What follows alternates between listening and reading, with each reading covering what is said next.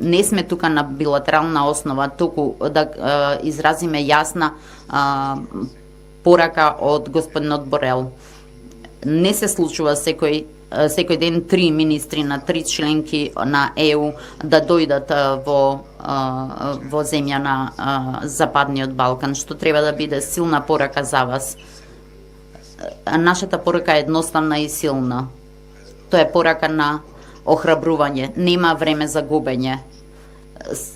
Би сакале да продолжите со потребните уставни измени за да почнете со преговорите за членство, да се одложи усвојувањето на амандманите, значи да се одложи пристапувањето на Северна Македонија.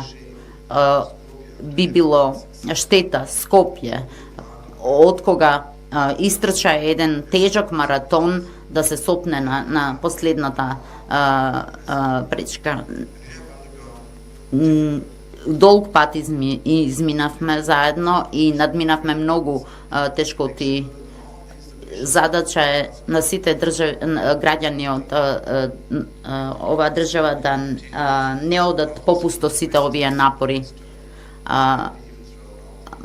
Ако не ги прифати уставните измени и не продолжи да оди кон европскиот пат, Северна Македонија се сочува со опасноста да биде изолирана. Моментот е сега. И не се мешаме, ве уверуваме дека не се мешаме во внатрешните работи на земјата. Решението може да дојде само од Северна Македонија. Решението нема да дојде од Брисел, од Виена, од Прага или Братислава, а ве уверувам нема да дојде ни од Софија. Вам ви останува дали ќе одите напред.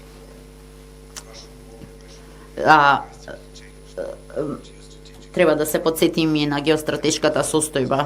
Русија представува голема безбедносна закана за Западниот Балкан, која не престанува да работи на негова штета. И секоја Северна Македонија и сите земји од регионот всушност треба да влезат во Европската Унија. Сега е време кога треба стратешки да се размислува. Ова е и порака за нашите пријатели од Бугарија. Надминете ги внатрешни билатералните прашања и исто така почнете да размислувате стратешки. Тука сме од името на Европската Унија. Денес ќе имаме отворени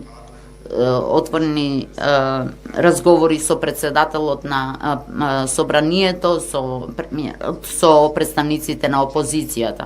Ве уверувам во името на сите тројица нас дека и понатаму ќе ве поддржуваме. Прага, Братислава и Виена и натаму ќе останат покрај вас. Северна Македонија е модел за целиот регион и сакаме и понатаму да останете ваков светол пример.